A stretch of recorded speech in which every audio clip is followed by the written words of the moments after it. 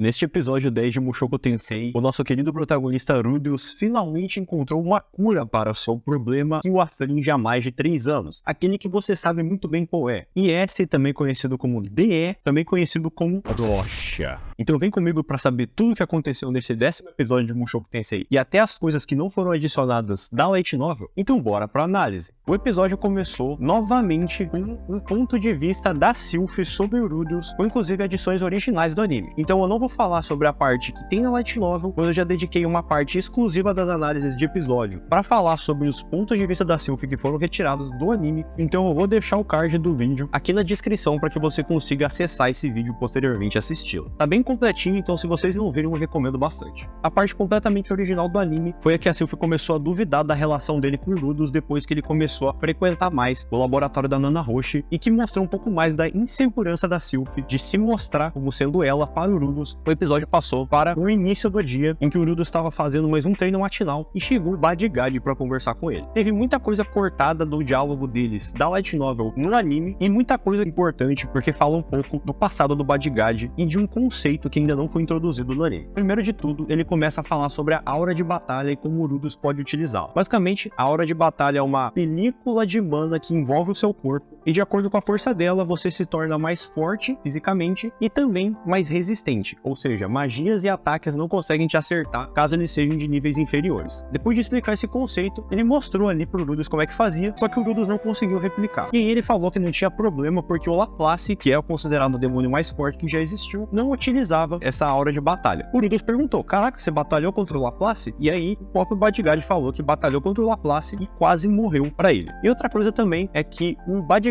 estava envolto na aura de batalha no momento que o Rudeus deu aquele golpe nele. E pela força da aura de batalha do Bodyguard, a magia tinha que ser no mínimo de nível rei. E outra coisa que foi mostrada também mais pra frente no episódio, mas que eu já vou adiantar, é que o próprio Bodyguard falou que a magia que o Rudeus utilizou nele tem a força bruta de uma magia de nível Imperador, que é um dos níveis mais altos possíveis de execução de magia. Então dá pra ver que o Rudeus é muito poderoso, e não só isso, ele utiliza conceitos do nosso mundo pra deixar as magias dele ainda mais fortes. E beleza, continua o episódio. Outra cena que tinha sido retirada da Light Novel no episódio passado, eu também já comentei do episódio passado, então eu vou deixar o card na descrição, caso você queira assistir, pois também teve bastante conteúdo cortado da Light Novel no episódio passado, que eu cobri numa análise tão completa quanto a que eu mencionei anteriormente. Vocês que estiverem interessados, vai estar o link aqui na descrição para vocês assistirem. Aí teve também uma cena que foi transferida no anime, que não aconteceu dessa mesma forma na Light Novel, que foi a do Rudeus conversando com o Cliff. Isso na Light Novel aconteceu um pouco depois, mas basicamente o teor da conversa foi o mesmo. Aí beleza, continuou com o Rudeus indo almoçar, e daí eles ficaram no primeiro andar do refeitório, porque eles não podiam ir pro terceiro andar, que era onde eles gostariam de comer, porque naquele andar em específico, escravos não podem compartilhar das cadeiras. O Rudeus começou a ouvir os rumores que estão começando a surgir sobre ele, e eles almoçaram bonitinho ali, até com a Julie tomando uma cervejinha com o Bodyguard ali, que é meio estranho, né? Deram cerveja pra uma menor de idade, padrão. Segue a vida, né? Algumas coisas que foram cortadas do Light Novel é que, depois desse almoço, ele foi ensinar pra Linia como é que usava as magias, principalmente vaporizar a água, coisa que eles não aprendem nesse mundo porque não é algo lógico. Esse fenômeno ainda não foi explorado muito bem por eles nesse mundo, até porque eles podem utilizar a água como magia, eles criam água do nada, então é difícil para eles conseguir compreender o ciclo da água que vocês já conhecem, vocês já viram na escola, não preciso explicar para vocês. E aí depois ele foi ter uma aula de magias regenerativas e por acaso a Porcena tava lá também. Não aconteceu nada demais, ele só percebeu que ela tava sozinha na aula e fez companhia para ela e ela gostou bastante disso aí. E aí depois ele foi ajudar a Nana Roshi com as magias dela. Uma coisa também que foi mostrada na Light Novel, que não foi mostrada no anime, é que por muito tempo o Fitz também tentou ajudar a Nana Roshi nos experimentos juntamente com o Rudeus, mas ele começou a achar muito difícil de acompanhar os experimentos, porque como eles ativavam centenas de círculos mágicos todos os dias, o Fitz só tinha mana sobrando para algumas dezenas delas, e como nessa semana a Sylph tinha que fazer guarda várias vezes para a princesa, ela tinha que ter mana sobrando. Nesses vários dias que a Sylph foi ajudando o Rudeus, ele começou a perceber que ela tava ficando meio triste, meio para baixo, e ele não sabia o motivo exatamente do porquê. Mesmo gastando uma quantidade ridícula de mana, ele só conseguiu gerar uma peninha com a magia de invocação dela, e aí ele perguntou pra ela qual era o objetivo dela em fazer isso, mas aí ela falou que o objetivo dela não era fazer isso, que ela tinha que conseguir fazer algo melhor, conseguir transportar um humano pra cá, o que era algo bem arriscado, porque já deu errado uma vez. Bom, mas de qualquer forma não tava dando certo, mas mesmo assim o Rudeus ajudava ela numa base diária. Aí terminou ali os experimentos e ela deu um livro de invocação pro Rudeus para que ele conseguisse estudar sobre como é que funcionava as magias de invocação, porque ele também tinha interesse nisso. Aí passou Passou-se um tempo e ele foi ajudar a Julie a praticar a magia de terra dela sem invocação. Felizmente ela conseguiu fazer a magia bonitinho, mas ainda tinha um grande caminho pela frente até que ela conseguisse fazer as bonecas da melhor maneira possível. Aí o conteúdo foi completamente cortado da light novel. É o momento em que o Rudeus voltou com a Sylphie no final do dia até o dormitório dele. Aí quando eles chegaram na bifurcação do caminho entre o dormitório masculino e feminino, a Sylphie falou que o Rudeus estava liberado para andar no dormitório feminino também. E aí ela explicou que apesar de que no primeiro dia ele foi considerado o ladrão de calcinhas,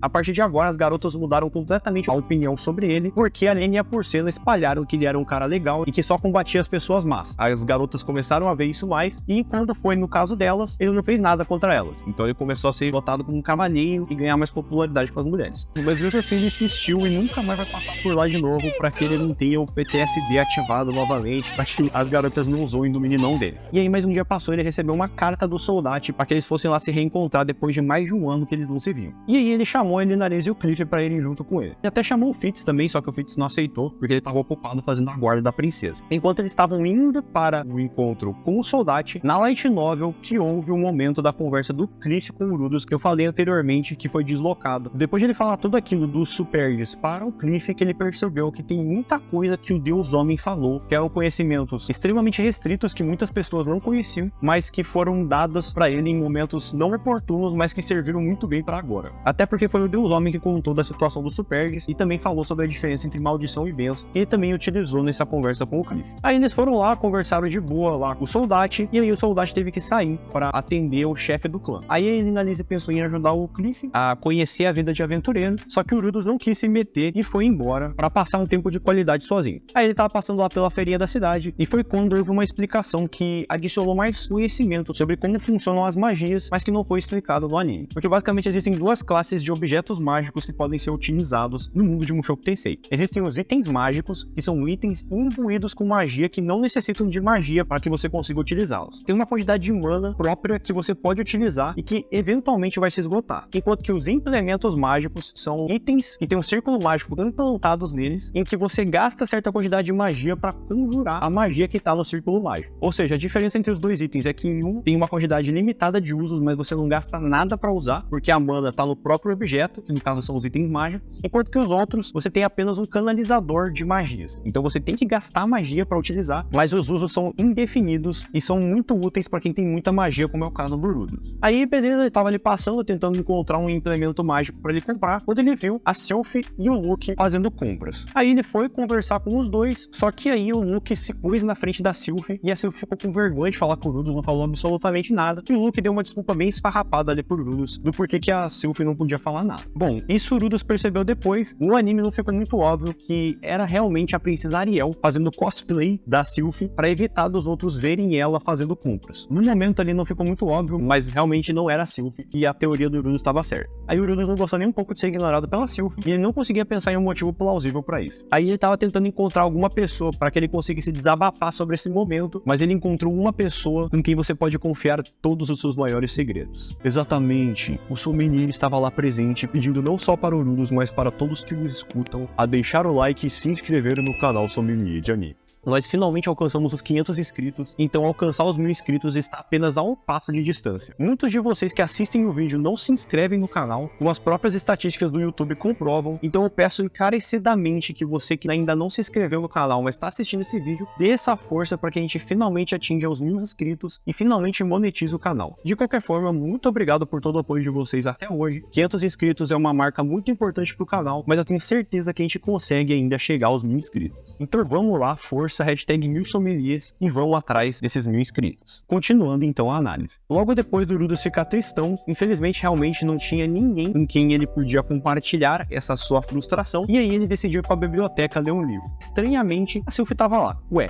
já não tinha encontrado antes, como é que ela tava ali agora? E aí ele chegou pra Sylphie e perguntou: Mas que porra é essa? o que tá acontecendo aqui? Mas o que é isso? Aí o Rudeus meio que percebeu as entrelinhas e finalmente descobriu que a desculpa mais plausível possível é que a Ariel tava se disfarçando da Sylphie por algum motivo. Aí de noite ele queria fazer uma boneca da Sylphie, só que como ele não sabia o gênero da Sylphie, ficou meio difícil dele fazer a boneca. E aí que ele começou a perceber os sentimentos crescendo no peito dele. Não dava mais pra negar, ele estava apaixonado pela Sylphie, mas como ele não sabia que era mulher, Aí no próximo dia ele tava ali sentado no banquinho, todo mundo abriu o caminho pra Ariel passar e ele viu a Sylphie de novo. Quando a Sylphie olhou pra ele ficou completamente corado e fugiu dela, percebendo que os sentimentos dele já estavam à flor da pele. Aí ele pensou, então eu vou falar com o vice-diretor da escola. Foi lá falar com o grande Genius, mas nem mesmo o Genius pôde falar por questões burocráticas o gênero da Sylphie. Então ele, frustrado, foi lá pra biblioteca e falou, mano, bem que eu podia descabelar o palhaço agora. E se você parar pra pensar, né, cara, coitado do Rudeus, né, mano? Hoje em dia um homem não consegue nem durar um mês no NoFap e imaginar que o Rudeus já tá há 3 anos sem fazer a boa, sem descabelar o palhaço. É sacanagem pro moleque, mas é a realidade de um grande broxa. Fazer o quê? Aí, bem na hora que ele falou que queria bater unha, a Sylphie botou a mão no ombro dele e perguntou o que ele tava falando de bater unha. É, menina inocente. Se fosse hoje em dia, eu tenho certeza que ela reconheceria na hora. Até porque qualquer coisinha de tipo sentar ou bater já vai pro lado escuro da força instantaneamente na mente poluída dos nossos jovens dinâmicos. Aí o moleque tomou um super susto dela e aí caiu na clássica posição comédia romântica de animes, os rostos quase coladinhos pra ter aquele momento picante que normalmente não acontece nada. E aqui não foi diferente. Porém, temos um grande ponto positivo. Ele notou que a Sylphie era mulher pelas características corporais. Segundo, o jovem soldado que morava nas suas pernas finalmente bateu a primeira continência depois de muito tempo.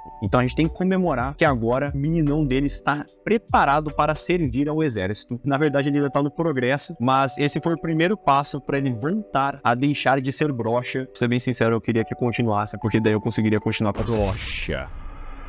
Com a minha melhor piada até agora que eu fiz, que foi do brocha, né? Pra mim vai ser ruim se ele deixar de ser. Mas fingimos que estamos felizes. O primeiro passo já foi dado e foi ali que ele entendeu a verdade por trás das palavras sábias do Deus Homem. Terminando assim esse 10º episódio da segunda temporada de Mushoku Tensei. E aí eu vou falar algumas considerações importantes. Sim, esse episódio foi bem mais lento e a produção dele tá bem pior que a dos outros episódios, mas isso é porque realmente é um episódio que não tem muita coisa pra mostrar. Foi basicamente o princípio do início, deixando o pleonasmo bem claro, da relação dele com a Sylphie mesmo. Sylphie, não Fizz. Sylphie. Até porque agora ele percebeu que é mulher e as coisas vão começar a mudar a partir de agora. E para justificar o ritmo lento desse episódio, ele adaptou apenas 1,5 capítulo da Light Novel. Existem episódios que, por exemplo, adaptaram 3 capítulos, enquanto que outros adaptaram 2, na sua grande maioria variando entre 2 e 3, mas esse foi o primeiro episódio dessa temporada de Mushoku Tensei que adaptou apenas 1,5 capítulo da Light Novel, que foram, no caso, o capítulo 7 e metade do capítulo 8, um pouco mais de metade, na verdade, do volume 9 da Light Novel. E bem, eu acho que eu já falei tudo que eu precisava, o gigante dele tá finalmente acordando, e apesar de que a gente vai perder o nosso carro-chefe do canal, que é o famoso meme do brocha, nós ficaremos muito felizes após ele recuperar todo o seu libido. Então aproveitem esse momento para comentar aqui na aba o que vocês acham desse primeiro sinal de vida que o meninão dele deu em muito tempo, e se vocês também vão ficar tristes com a saída do meme do brocha do canal, depois que ele comemorar a saída dele dessa situação deplorável que a disfunção erétil traz. E também quero ouvir a opinião de vocês sobre o que vocês acharam desse episódio, que teve um ritmo bem mais lento e a produção não tava lá aquelas coisas. Deixem seus comentários aqui, que eu vou estar lendo e respondendo todos eles, então fiquem à vontade para tomarem o seu tempo e escreverem o que vocês quiserem aqui na aba. E eu espero vocês no próximo vídeo. Fui, galera! Valeu!